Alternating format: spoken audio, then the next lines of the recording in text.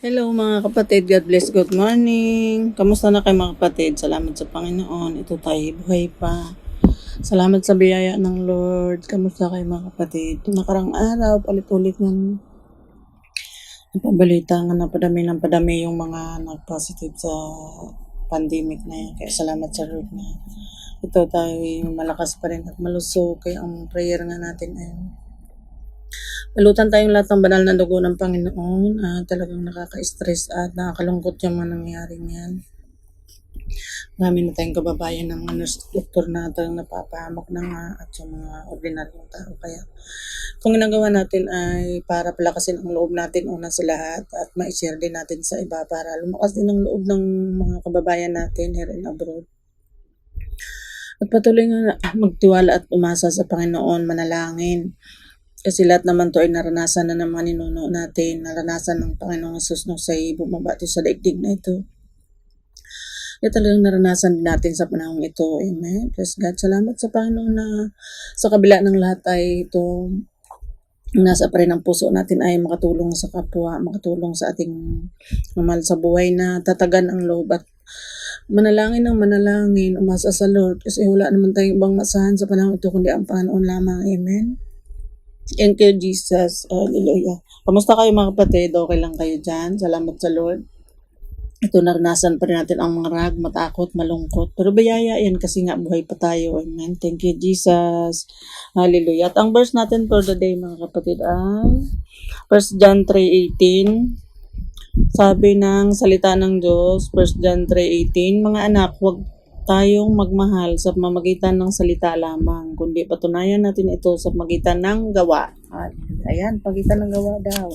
Huwag puro nga tapos walang gawa. Kailangan may gawa. Mga kapatid? Thank you, Lord. Ito nga yung ginagawa natin. Napatunayan natin sa Lord na sinishare natin yung blessing para mapanabangan din ang ating kapwa-tao na nanghihina na. Kaya palakasin natin ang loob sa magitan ng salita ng Diyos. Amen. Pamagitan daw na, patunayan daw sa magitan ng gawa. Thank you, Lord. Santiago 2:15 and 16. Halimbawa, may halimbawa mga kapatid. Halimbawa, may isang kapatid na walang maisuot at walang makain. Kung sabihin ninyo sa kanya, patnubayan ka nawa ng Diyos, magbihis ka at magpakabusog. Ngunit hindi naman ninyo siya binigyan ng kanyang kailangan. Ano ang silbi nyon? Ayun, wala yung silbi mga kapatid. Kailangan pag sinabi mo, gawin mo, bigyan mo ng isuot, bigyan mo ng makain. Hallelujah. Thank you, Lord. Kasi pag tayo nga humingi sa Lord, may nagbibigay siya tapos tayo sabihin natin magbihis, magdamit, tapos hindi naman natin bibigyan natin. Kailangan daw bibigyan, hindi puro salita. Ayun, tama. Hallelujah. Thank you, Jesus. Kasi yun ang nasa ng Lord yung kaya tayo binigyan para magbigay din tayo sa iba o naging masaya tayo o magbigay din tayo para mapasaya natin ng iba o kung ilan-ilan man yan ay lahat ng gagawin natin ay i-honor yun ng Lord tapos siya magbibigay sa atin ng blessing. Amen. Ang nasa ng puso natin mga kapatid, isi-share natin itong word of God hindi para ma-bless sila spiritually at kung mayroon tayo naman nakaluwag-luwag magbigay din tayo ng pangailangan para ma-bless sila financially. Amen. At saka physically ay lumakas yung loob nila, pati yung labas. Amen. Thank you, Jesus. Gayon din naman patay ang pananampalatayang walang kalakip na gawa. Ayun. Siyempre, gutom na nga, wala pang masuot, hindi mo binigyan. Hindi, paano bubuhay yan? Mga kapatid. Thank you, Lord. At pag nanampalataya nga, dapat may kasamang gawa. Amen. Verse 26, patay ang katawang walang espiritu, gayon din naman patay ang pananampalatayang walang kasamang gawa. Yung nanampalataya tayo, dapat may kasamang gawa. Yun, nakita ng ating kapwa sa ating buhay na tayo ay nanampalataya at pinagpala ng Lord. Hallelujah. Mula sa wala, tayo nagkaroon, i-share natin. Kasi yung mga blessing ay darating at aalis, at least may na-bless na iba. Kasi wala namang permanente sa mundo. Malaga tayo buhay pa at tayo'y nakakapag-share ng salitang ito ng Lord na wala naman tayong ibang talagang panlakas ng loob, kundi ito lamang. Praise God. Hallelujah. Thank you, Jesus. Matthew 7 verse 7 hanggang 8. Humingi kayo at kayo bibigyan. Humanap kayo at kayo makakatagpo. Kumatok kayo at kayo pagbubuksan. Ayun, pag humingi ka sa Lord, binigyan ka. Pagka may humingi sa'yo, di bibigyan mo din. Thank you, Lord. Kung paano nga, binigyan ka ng Panginoon pag may humingi sa'yo, hindi ka marunong magbigay. Paano yun tuloy-tuloy yung pagpapala? Ano mga kapatid? So, siyempre, kailangan magbigay ito doon sa deserving. Hindi na dapat makatanggap ng blessing. Amen. Yung marunong magpasalamat sa Panginoon, magpuri para mabless din siya. Hallelujah. Maging blessing tayo sa iba. You are blessed to be a blessing nga, sabi ng Panginoon. Amen. Verse 8, sapagkat ang bawat humihingi ay tatanggap at ang bawat humahanap ay makakatagpo at ang bawat kumakatok ay pagbubuksan. Amen. So, siyempre, wag naman basta bukas ka ng bukas, baka mamaya ay kung ano yung mabuksan mo, mga kapatid. Kailangan may wisdom at karunungan tayo galing sa Panginoon para tayo ay maingatan ng Panginoon sa bawat oras. Amen. At itong karanasan natin ay talaga namang lumayo ka sa kapwa mo para ka maligtas. Parang talagang tinuruan tayo ng Lord, o kahit malayo ka sa kapwa mo, pwede kang tumulong, pwede kang may ng blessing. Kasi ang Lord nga, hindi naman natin nakikita, pero nakakatulong siya sa atin. Thank you, Jesus. Tayo nga, pag humingi sa Lord, may bigyan tayo, mga kapatid. Yun bang sa kabila ng kagipitan natin ay nakakapagbigay tayo sa iba. Hangarin natin na makapagbigay, huwag yung lagi makahingi, mga kapatid. Para ang lahat ay sana ganito mag-isip. Yung iba kasi sabihin, ay, pag yumaman lang ako, ay makatulungan kita. Hindi naman kailangan ng tao yumaman para makatulong, mga kapatid. Kasi yung mga mayayaman yan nga ay minsan ay hindi mo yan si takot nga maubusan. Pero yung kayamanan ng Lord ay tuloy-tuloy ang supply para yung bukal. Hindi na uubusan. Parang yung nung babaeng balo sa 1 King chapter 17, mga kapatid. Nung nagbigay siya, lalo pa siyang hindi na ubusan. Pwede naman talaga niyang suluhin. Kanya naman talaga yun, sabi ng Pastor Ed Lapis. Marami tayong natutunan doon na pag nagbigay ka, hindi ka mawawalan kasi nga ang Lord ay bibigyan ka din na para tuloy ang biyaya. Amen. Kaya minsan sakit din ng tao na pandemic ng tao yung kadamutan, sakit din. Hallelujah. Minsan nabalik din. Hallelujah. Kasi sabi nga doon sa Proverbs 11 verse 24, ang mapagbigay daw lalong yumayaman. Ngunit naghihirap ang tikom ng mga kamay. Tingnan mo. Kaya mayaman ang Lord kasi bigay siya ng bigay. Hallelujah. Pero hindi tayo si Lord. Nagpala lang tayo ng Panginoon para tayo maging pagpapala sa iba. Thank you, Jesus. Proverbs 22 verse 9. Praise the Lord. Hallelujah. Ang mahirap ay bahaginan mo ng pagkain at tiyak na ikaw ay pagpalain. Hallelujah. Binagahinan mo ng pagkain yung mahirap. Tayo nga mahirap, binagahinan tayo ng Lord. Kaya tayo pinagpala lalo. Pinagpala ni Lord yung kanyang sarili. Hallelujah.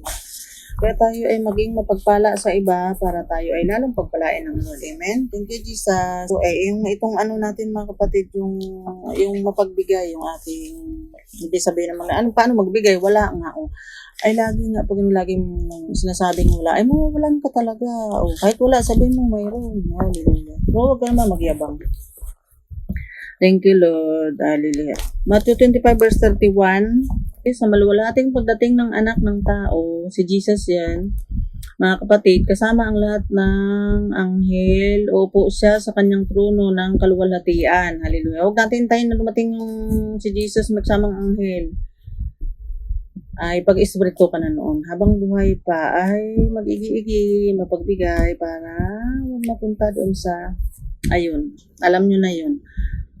Tipunin sa harapan niya ang lahat ng mga bansa at sila'y kanyang pagbukod-bukurin tulad ng ginawa ng pastol sa mga tupa at mga kambing. Ayun, kailangan mapabilang tayo dito sa mga tupa.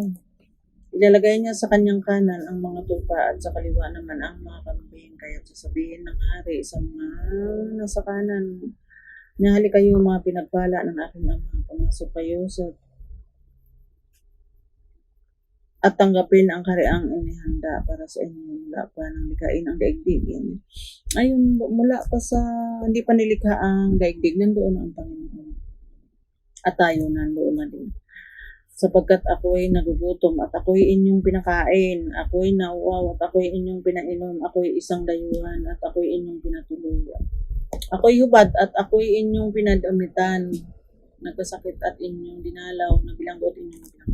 Ayun doon sa pinagsimulan natin sa Santiago, mga kapatid, 2:15. na sabi nga 16. Ayun, ito yung kadugsong.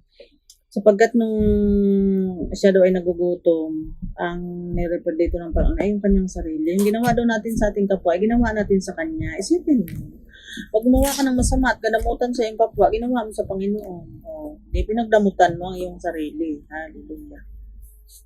Thank you, Jesus. Verse 36 yung mga kapatid. Ayun, yung salita ng Lord, babasahin mo lang, dugsong-dugsong, ayun na rin yung paliwanag, yung ginawa mo sa iyong kapwa, naging matulungin ka sa iyong kapwa, ginawa mo sa Panginoon, sabi nga sapagkat ako'y nagugutom at ako'y inyong pinakain, ako'y nauhaw at ako'y inyong pinainom.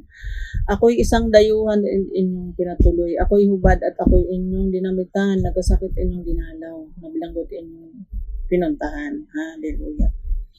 Thank you, Jesus. Napakabuti ng Lord. At ito nga yung tagubilin ay mapanghawakan natin. Amen. Ayun, lahat ng ginagawa natin sa ating kapwa, kung masama, ay ginawa din natin sa Lord. Kaya siya lang magbabalik. Di siyempre, anong ibabalik sa atin? Di parusa. Kaya isip-isip din, mga kapatid, para tayo mapagpala, ay maging pagpapala tayo sa iba.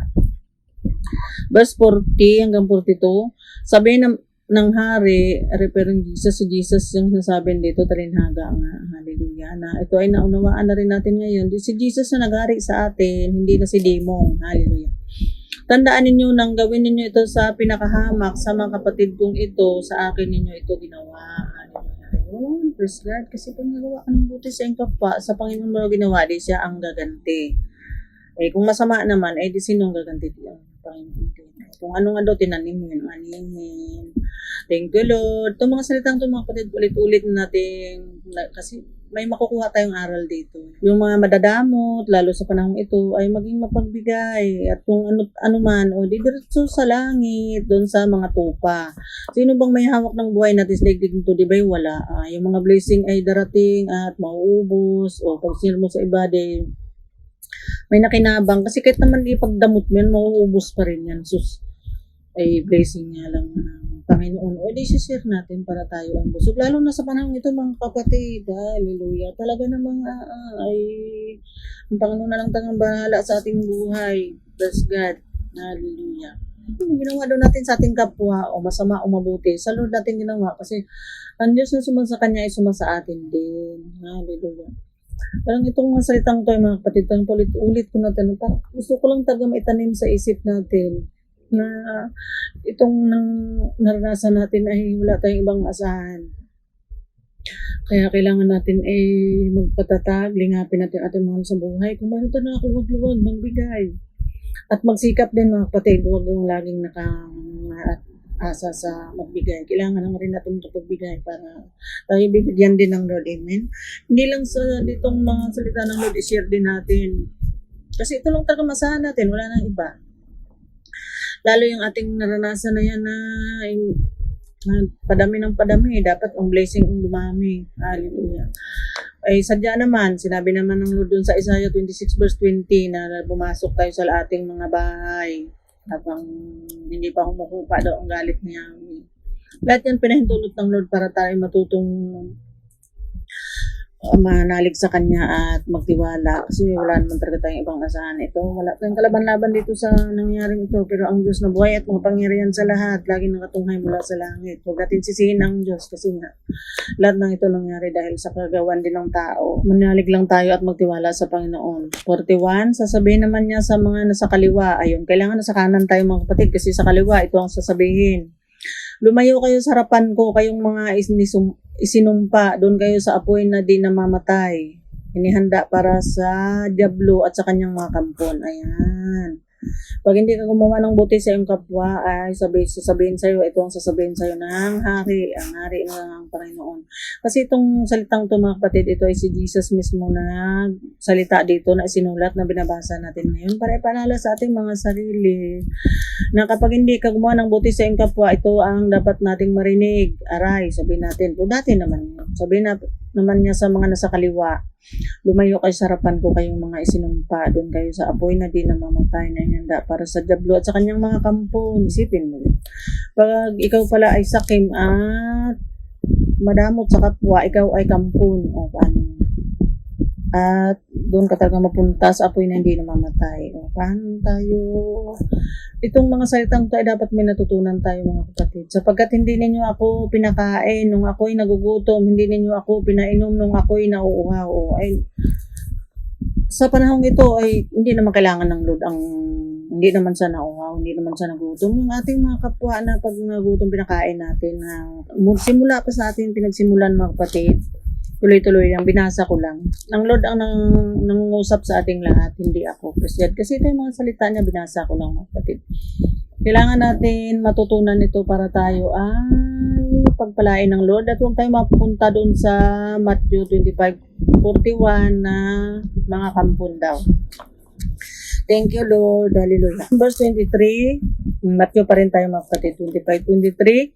Sinabi sa kanya ng Panginoon, magaling, tapat at mabuting lingkod, naging tapat ka sa kaunting halaga, kaya't pamalain kita sa malaking halaga. Sasamahan mo ako sa aking kagalakan. Amen. Ayun, yung pinamahala sa atin ng Lord ng biyaya, yung ating mga buhay, yung ating mga katawan. Gamitin natin para mapaluguran siya.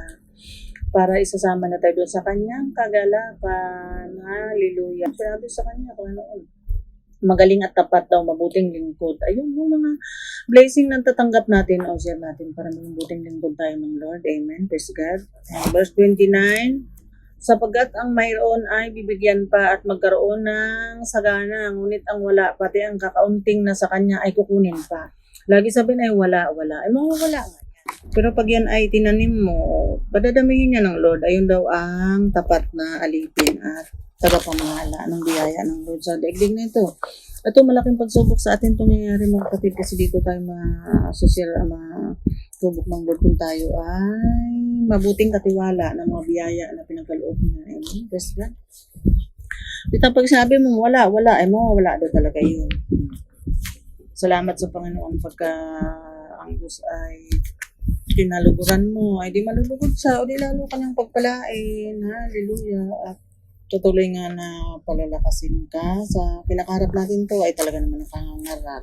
Pero ang Diyos ay mabuti at mabuti pa rin. Amen. Kaya sa Kanya lang tayo magtiwala at sundin natin mga sinasabi niya. Lahat ng mga binasa ko mga kapatid, hindi naman ako ang nagsabi. Ang Panginoon binasa ko lang.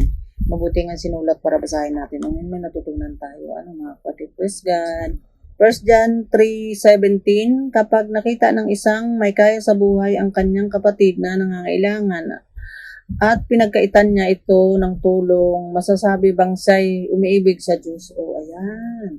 O di ba ka umiibig sa salapi? Na siyang ugat ng samaan. Kaya kailangan malaman ng Lord na tayo umiibig sa Kanya kung pag sinabi naman kasi yung iba sabi, pag mayaman ng kahit naman mahirap akong gusto mo magbigay, kayamanan yun. Praise God. Kapag nakita ng isang may kaya sa buhay ang kanyang kapatid na nangailangan at pinagkaitan niya ito ng tulong, masasabi bang siya umiibig sa Diyos? O tayo nang sumagot ng mga kapatid? O masasabi bang umiibig tayo sa Diyos o umiibig sa salapi? Kaya laging may tanong. Ang tanong mga kapatid, praise God. Naway may natutunan tayo dito mga kapatid sa mga binasa ko lang na salita ng Lord na mapaknabangan natin itong ating gagawin. Amen. Praise God. At dito tayo magtatapos mga kapatid sa pinagsimula natin, 1 John 3:18. Mga anak, isipin mo, tinawag tayo ng Lord na anak. Huwag kayong magmahal, huwag tayong magmahal sa magitan ng salita lamang, kundi patunayan natin ito sa magitan ng gawa. Ayan. Magitan ng gawa daw mga kapatid. Ito yung pagsishare natin ng Word of God ay para patatagin yung ating mga kapatid na manalig sa Lord at magbigay-bigay din kung gusto laang naman nila, hindi naman pinipilit ng Lord kasi tayo din man kinabang sa mga nagawa natin masama o mabuti. Kaya ay di magawa lang tayo mabuti para may balik. Hallelujah. Bless God. Thank you, Father God in heaven. Thank you, Jesus. Thank you, Holy Spirit. Thank you, mga kapatid, sa patuloy sa nakikinig kayo at i-share nyo din sa iba para magtulungan tayo sa pagdala ng ating dalahin. Sabi nga, at ang Diyos ay kasama natin sa bawat araw. Amen. Praise God. Thank you, Father God. Amen. Thank you, Jesus.